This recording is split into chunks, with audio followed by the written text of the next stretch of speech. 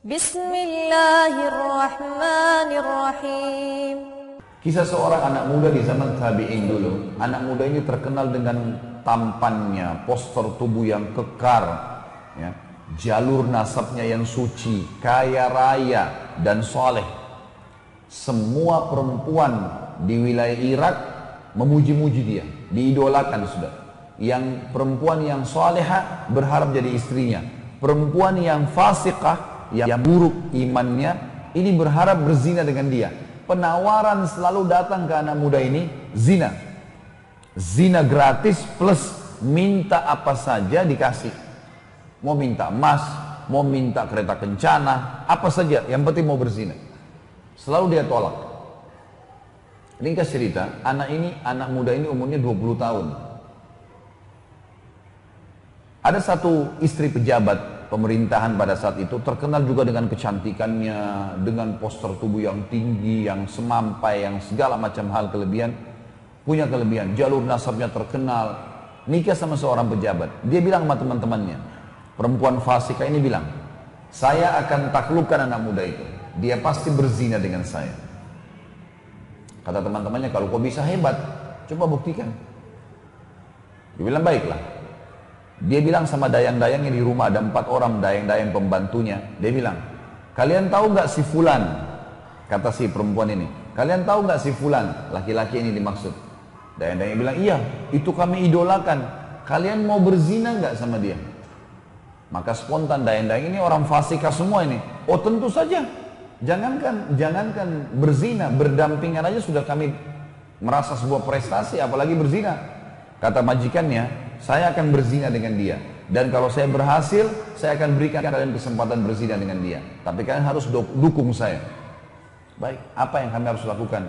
Kebetulan rumah anak muda ini, Bapak Ibu sekalian, rumahnya dia dengan masjid, ngelewatin rumahnya si perempuan ini. Jadi 5 waktu sholat kalau ke masjid pasti lewat rumahnya orang ini, rumah pejabat ini. Perempuan fasikah ini menunggu dalam kisah yang dikatakan suaminya sampai safar, tugas negara. Dia tahu kapan safar suaminya, dan zaman dulu teman-teman orang kalau safar itu bisa sampai 3 bulan.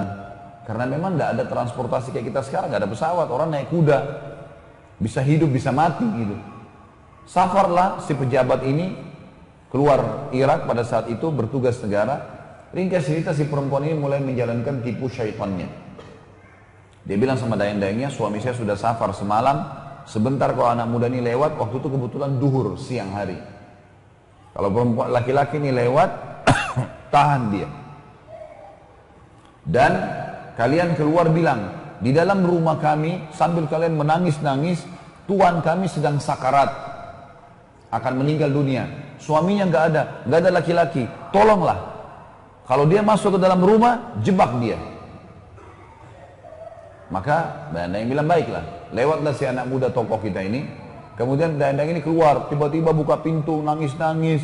Tuan saya di dalam lagi sakarat dan tolong bantulah. Anak laki-laki ini mungkin seperti orang di antara kita juga kalau tahu seperti ini, lillahi ta'ala dia masuk ingin membantu. Karena ini juga orang-orang pada tahu orang lewat di situ. Begitu masuk ditutup pintu, kata dayang-dayang ini sama tuan rumahnya sekalian, kamu sekarang sudah terjebak dalam jebakan kami. Kamu harus berzina dengan kami. Kalau tidak, kami semua berlima akan teriak ke orang-orang kalau kau datang untuk menzinai kami. Kau akan memerkosa kami. Jadi dijebak untuk berbuat zina. Ini bukan orang seperti seseorang di antara kita sengaja mampir ke tempat zina atau ngerayu perempuan. Perempuannya yang minta 5-5-nya. Zina gratis di sini. Plus lagi si tuannya bilang apa? Kalau kau zina dengan saya, maka apa saja yang kau minta saya kasih. Mau minta emas, mau minta kereta kencana, kalau kita sekarang mobil mewah, minta apa saja. Yang penting zina dengan saya. Plus kapan saja kau butuh zina, datang ke sini. Digodain dengan minyak wanginya, dengan penampilannya, dengan kata-katanya. Laki-lakinya anak muda selalu tegar. Dia mengatakan, hai fulana, bertakwalah kepada Allah. Allah maha melihat. Allah tahu nih. Kamu jangan bermaksiat kepada Allah dan jangan kau khianati suamimu. Berbahaya, hukuman Allah akan datang. Tidak mau terpengaruh. Perempuan ini sudah masuk di benaknya pikiran syaitan. Yang terakhir teman-teman sekalian, anak muda ini berdoa kepada Allah. Lihat di sini yang saksi bahasan bagaimana seseorang menjaga hubungan sama pencipta Allah ini. Dia mengatakan, ya Allah, sesungguhnya aku selalu menjaga kesucian kemaluanku agar aku tidak berzina, tidak melanggar hukum-Mu ya Allah. Dan Engkau menjadikan zina sebagai dosa besar. Sekarang aku dijebak untuk berzina, maka selamatkanlah aku dari jebakan syaitan ini. Allah punya cara teman-teman sekalian. Yang terjadi adalah anak muda ini rasa mules tiba-tiba. Dalam kisah yang dikatakan. Jadi perutnya tidak enak, sakit, mau buang air besar. Lalu dia bilang sama perempuan ini, perut saya sakit. Memang apa adanya? Saya mau buang air. Kata si tuan rumahnya, itu kamar mandi WC di sana. Kamu silakan selesaikan hajat kamu, keluar tetap zina sama kami.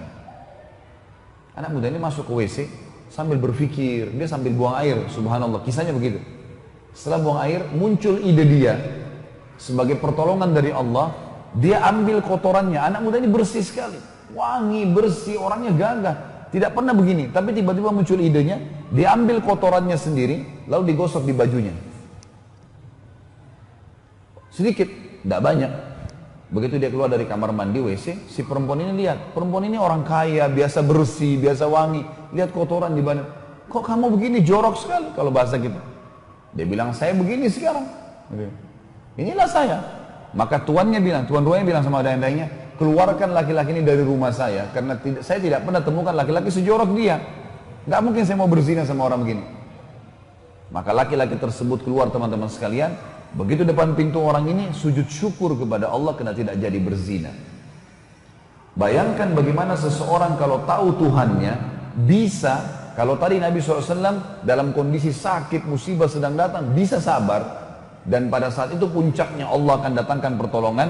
Orang anak muda ini diajak berzina gratis, bisa dapat dengan menikmati mereka, dapat lagi hadiah-hadiah, bisa dia tinggalkan karena tahu bagaimana menjalin hubungan dengan Sang Pencipta.